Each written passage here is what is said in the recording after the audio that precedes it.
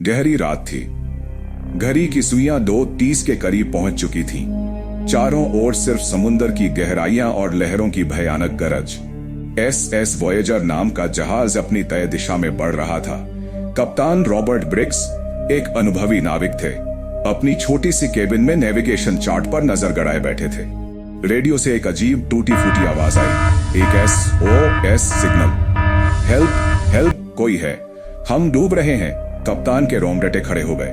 उसने तुरंत radio operator को बुलाया। सिग्नल ट्रैक करो, कहां से आ रहा है? ऑपरेटर ने कंप्यूटर स्क्रीन पर झुकते हुए जवाब दिया, कैप्टन, यह सिग्नल जहाज से सिर्फ आधे मील की दूरी पर है। कप्तान ने बाइनोक्यूलर उठाया और समुद्र की ओर देखा। गुप्त अंधेरे में एक परछाई झलक रही थी, जैसे कोई टूटा फूटा जहाज समंदर में हिचकोले खा रहा हो। चालक दल के कुछ सदस्य भी डेक पर आ गए। सबने उस रहस्यमय जहाज को देखा जो हौले हौले उनकी ओर बढ़ रहा था। उसके डेक पर धुंधली रोशनी झिलमिला रही थी और कहीं दूर से आती एक भीषण चीख समंदर की लहरों में घुल गई। कप्तान, हमें वहां नहीं जाना चाहिए, एक नाविक घबराता हुआ बोला। अगर कोई मुसीबत में है तो हमें मदद करनी होगी, कप्तान ने ठोस आवाज में कहा। वॉयेजर का जहाज धीरे धीरे उस रहस्यमय सिग्नल की ओर बढ़ने लगा।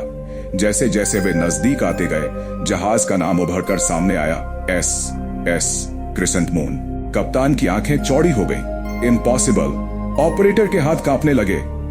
कैप्टन, यह तो 47 साल पहले डूब चुका था। ठीक उसी पल रेडियो से एक और आवाज गूंजी, तुम आ गए आखिर। कप्तान रॉबर्ट ब्रिग्स का दिल जोरों से धड़क उठा। रेडियो की टूटी फूटी आवाज अब साफ सुनाई देने लगी, तुम आ गए। हम कब से इंतजार कर रहे थे। किसका इंतजार? क्यों?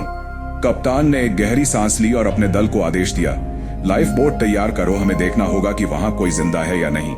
नाविकों की टुकड़ी ने लाइफ बोट को पानी में उतारा और कप्तान समेत 4 लोग उसमें सवार होकर धीरे धीरे SS क्रिसेंट मून की ओर बढ़ने लगे।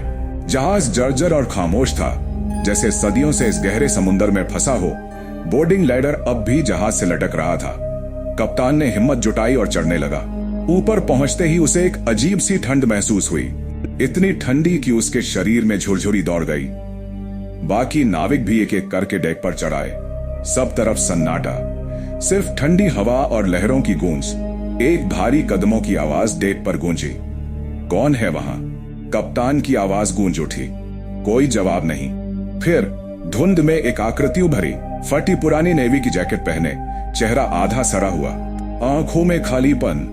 कैप्टन ब्रिग्स, आखिरकार तुम भी इस जहाज पर आ गए। कप्तान का गला सूख गया। मैं तुम्हें नहीं जानता। आकृति मुस्कुराई, एक ऐसी मुस्कान जो इंसानी नहीं थी। ओह, लेकिन हम तुम्हें बहुत अच्छे से जानते हैं। तुम भी हमारे जैसे ही बन जाओगे। ठीक उसी पल जहाज का डेक जोरों से हिलने लगा।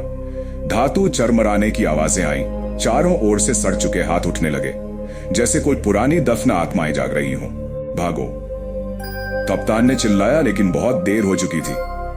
कप्तान ब्रिग्स और उसके साथ आए नाविकों के पैरों तले जैसे जमीन खिसक गई। चारों ओर से भूतिया आकृतियां उभरने लगी।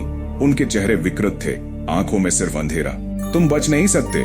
गहरे सड़े गले हाथ कप्तान के करीब आने लगे। उसके दल के नाविकों ने डर के मारे भागने की कोशिश की, लेकिन जहाज की लकड़ी की सतह दरकने लगी, जैसे कोई अदृश्य शक्ति उन्हें नीचे खींच रही हो। कैप्टन, हमें निकालो यहां से, एक नाविक चीखा। लेकिन तभी गड़गड़, खप ठक ठक, जहाज का ढांचा चरमराने लगा, मानो समंदर खुद इसे नीचे खींच रहा हो। ये जहाज, इसे देखो, ये हमें निगलने वाला है, कप्तान चीखा। लेकिन जैसे ही उसने पीछे मुड़कर देखा, वो आकृति उसके ठीक सामने खड़ी थी। अब बहुत देर हो चुकी है, तुम हमारे साथ डूबोगे।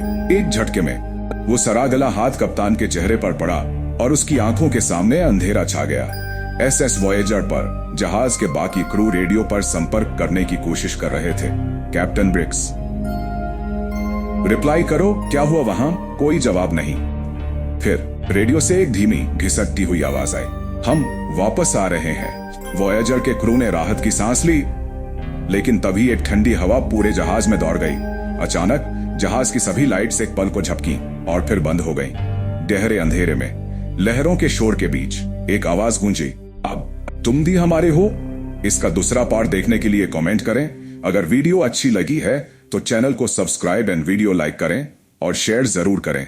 धन्यवाद।